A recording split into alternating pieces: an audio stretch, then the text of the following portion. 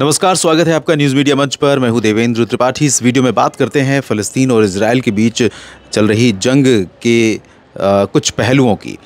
ये दो देशों का युद्ध एक ऐसा युद्ध है जिससे दुनिया का कोई भी प्रभावशाली देश अछूता नहीं है, चाहे वो यूरोप की बात करें या अमेरिका की, भारत की बात करें या चीन, जापान और रूस की। रूस कहीं ना कहीं अमेरिका के इज़राइल के पार्टनर होने के नाते, क्योंकि रूस की अमेरिका से नहीं बनती है, तो कई बार रूस ने इस वजह से सही को सही नहीं कहा और गलत को सही कहा। हमास के लिए थोड़ी सी, हमास के लिए नहीं, बेसिकली फ़लस्तीन के लिए थोड़ी सी, गाज़ा पट्टी के लिए गाज़ा पट्टी के लिए उसने थोड़ी सी सिंपैथी, सहानुभूति रखी। लेकिन कहीं ना कहीं रूस को भी अब ये लगने लगा है कि अगर ये युद्ध जारी रहता है तो निश्चित तौर पर फ़लस्तीन सहित पश्चिम एशिया के जो तमाम सेक्टर हैं, तमाम देश हैं, यहाँ पर तबाही मच जाएगी।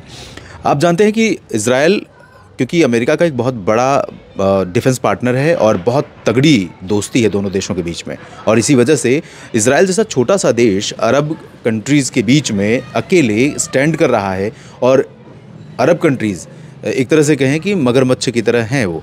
अगर अमेरिका का साथ छूट जाए और इज़राइल की जो हाई टेक्नोलॉजी डिफेंस सिस्टम है और जो इज़राइली डिफेंस फोर्सेस की टेक्नोलॉजी है या फिर उनकी जो खुफिया तंत्र है उनका, वो अगर थोड़ा कमज़ोर पड़ जाए तो वो कब निकल जाएंगे पता भी नहीं चलेगा।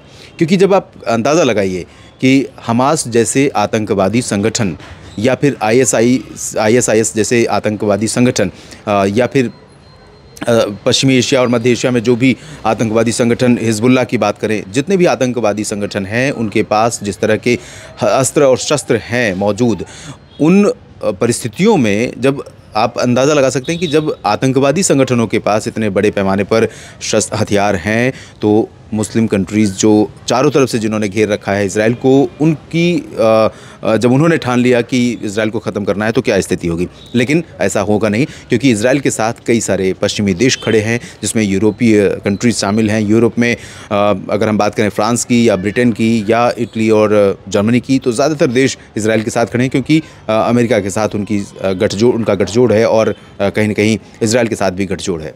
इन सब के बीच अगर तत्काल हम स्थितियां देखें इस समय जो दोनों देशों के बीच बनी हुई है, तो उसको देखकर ऐसा लगता है कि संभवतः ये तीसरे विश्व युद्ध की तरफ हम आगे बढ़ रहे हैं। और ऐसा हमारी मीडिया में तमाम चैनलों पर दिखाया भी जा रहा है कि क्या तीसरे विश्व युद्ध की आहट मिल रही है।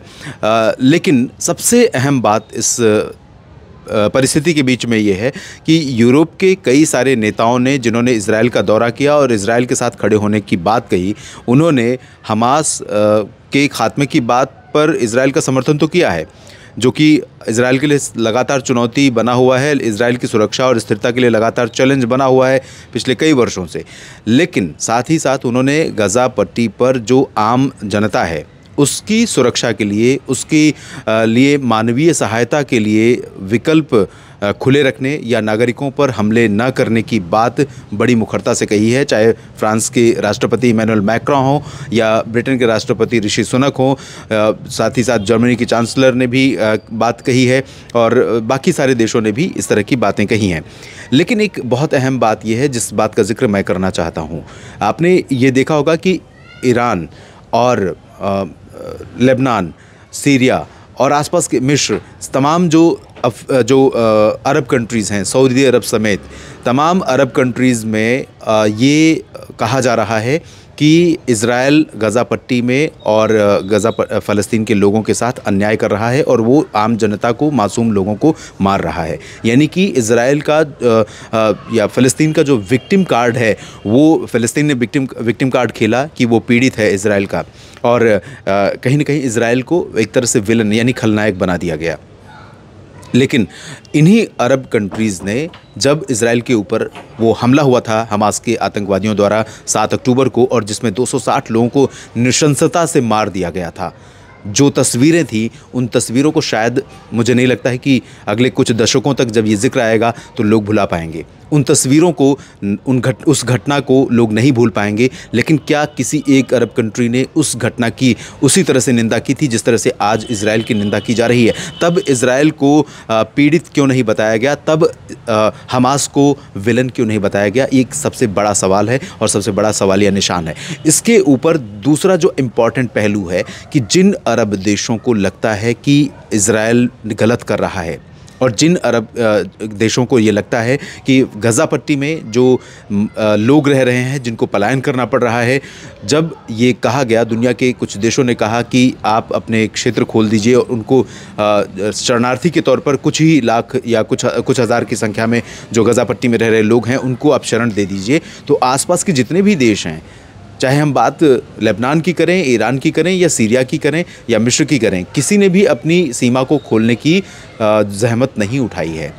यानी हर कोई कह रहा है, हर अरब देश ये कह रहा है कि यहाँ पर गलत हो रहा है, लेकिन सही के नाम पर क्या वो खड़े नहीं हो सकते हैं?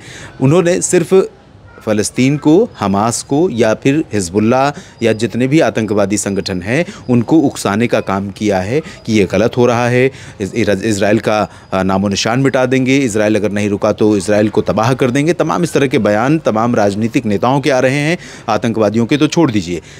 ये कहीं ना कहीं उकसावे की बयानबाजी है।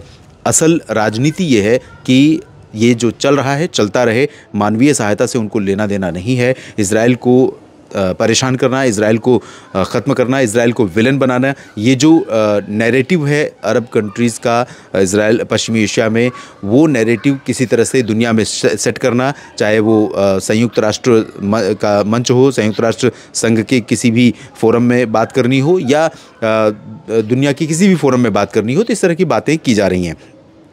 लेकिन विडंबना यह है कि हर तरफ, हर जगह जितने भी राजनीतिक विचारधाराएं हैं, हम अगर भारत की भी बात करें, इससे पहले भी मैंने भारत का जिक्र किया था। भारत में जब ये युद्ध शुरू हुआ था, जब इज़राइल ने हमास को टारगेट करके हमला करना शुरू किया था, तब उसके बाद भारत में या फिर इज़राइल पर जब हमला हुआ था, उस दौरान बहुत सारे लोगों ने सवाल पूछा कि बहुत सारे जो सो कॉल्ड इंटेलेक्चुअल पत्रकार हैं, जिनके अपने स्वतंत्र यूट्यूब चैनल हैं, उन्होंने इज़राइल पर हुए इस हमले की, हमास द्वारा इस नृशंस हत्याकांड की घटना क्यों नहीं की गई। तो मैंने एक वीडियो में यही कहा था कि अभी उनके रोने का समय नहीं है, उनके रोने का समय तब आएगा, वो आलाप तब शुरू करेंगे, प्रलाप तब शुरू करेंगे जब इज़राइल अपनी प्रतिक्रिया दिखाएगा, जब इज़राइल उस हमले का बदला लेना शुरू करेगा। तो कहने का मतलब ये है कि सही क्या है ये तय नहीं कर सकता कोई। हर किसी का अपना नज़रिया सेट है, हर किसी का अपना एजेंडा सेट है। वो जिन्हें फ़लस्तीन के पीड़ित होने पर रोने में मज़ा आता है या उसी में उनकी विचारधारा पोषित होती है, उसी में उनका नैरेटिव या वो जिस एजेंडे को लेकर के अपना जीवन जी रहे हैं वो जीते हैं, तो वो वही करेंगे। सही को सही और गलत को गलत कहने की हिम्मत उनमें भी नहीं है। तो ये तो अरब कंट्रीज़ की बात भी है और साथ ही साथ भारतीय पत्रकारों की भी बात है। सही को सही कहना और गलत को गलत कहना बहुत मुश्किल है। जो इज़राइल के साथ खड़ा हो रहा है वो उसको अलग कटघरे में तौला जा रहा है, अलग पलड़े में तौला जा रहा है, और जो फ़लस्तीन के साथ खड़ा हो रहा है उसे अलग पलड़े में तौला जा रहा है। तो दोनों की अपनी अपनी विचारधारा है। क्योंकि जो इज़राइल के साथ खड़ा होता है, इज़राइल के किसी भी कृत्य को गलत नहीं बताएगा। जैसे कि आप अपने देश से तुलना करें कि जो भाजपा सपोर्ट करने वाले लोग हैं भारत में, वो भाजपा में नरेंद्र मोदी की सरकार में कोई कमी नहीं ढूंढेंगे और विपक्ष में सारी कमियां ही नज़र आएंगी। सिमिलरली जो भाजपा का विरोध करने वाले लोग हैं, चाहे वो ये संगठन हो जो सो कॉल्ड 26 दलों का संगठन बना है, उसके जो विरोधी हैं या समर्थक हैं उसका समर्थन करेंगे ही करेंगे, चाहे उनमें कितनी भी कमियां हो। और मोदी सरकार में चाहे कितनी भी अच्छाइयां हो, लेकिन कोई भी अच्छाई उनको नज़र नहीं आएगी। नरेंद्र मोदी सरकार, भाजपा की नीतियां लगातार उनके आलोचना के कटघरे में रहेंगी, आलोचना के दायरे में रहेंगी। तो ये मुझे बड़ा अजीब सा लगता है कि जिनको निहित लाभ है, जो निहित स्वार्थी तत्व हैं, जो उसमें इन्वॉल्व हैं, उनका तो समझ में आता है। जो आम लोग हैं उनकी भी ये स्थिति है कि वो अपना फ्रेम, एक बॉक्स उन्होंने सेट कर रखा है। उसी बॉक्स के दायरे में जो चीज़ फिट बैठ रही है बस उसी को उसमें रखेंगे। आउट ऑफ द बॉक्स सोचने का उन्होंने बिल्कुल भी किनारा कर लिया है सोचने से, और ना तो उसके बारे में सोचना है ना बात करनी है। जो जहाँ विरोध करना है वहाँ विरोध करना है, आंख मूंद करके, चाहे उस मुद्दे के बारे में कुछ पता भी ना हो। जैसा कि कई बार जंतर मंतर पर कुछ विरोध प्रदर्शन हुए थे, किसान आंदोलन हुआ था, तो उसमें कुछ एक वीडियो बहुत वायरल हुए थे। वहाँ पर पहुँचे विरोध प्रदर्शन कर रहे लोगों से पूछा कि भैया यहाँ पर क्यों आए हो, तो उन्होंने कहा बस विरोध करने आए हैं, किस लिए आए हो पता नहीं। तो ये स्थिति रहती है। तो जो फ्रेम सेट है वही सेट रहेगा, लेकिन यहाँ पर ये तय करना ज़रूरी है कि इज़राइल को अपना जो बदला लेना है वो लेना है। अब तक 5000 लोग लगभग मारे जा चुके हैं, ऐसी खबरें हैं। आंकड़े और भी ज़्यादा हो सकते हैं, कम भी हो सकते हैं, बहुत पुष्ट आंकड़े नहीं है। और इसमें हमास को निपटाना है या नहीं निपटाना है, हिजबुल्लाह को निपटाना है या नहीं निपटाना है, कितने आतंकवादी संगठनों को ख़त्म कर देना है इज़राइल को, ये एक अलग विषय है। लेकिन अगर मासूम लोग मारे जा रहे हैं तो उसके बारे में रीथिंकिंग करने की ज़रूरत पड़ेगी। फिलहाल इस वीडियो में इतना ही। बने रहिएगा लगातार न्यूज़ मीडिया मंच के साथ। आप क्या सोचते हैं प्रतिक्रिया में ज़रूर लिखिए कमेंट बॉक्स में। धन्यवाद।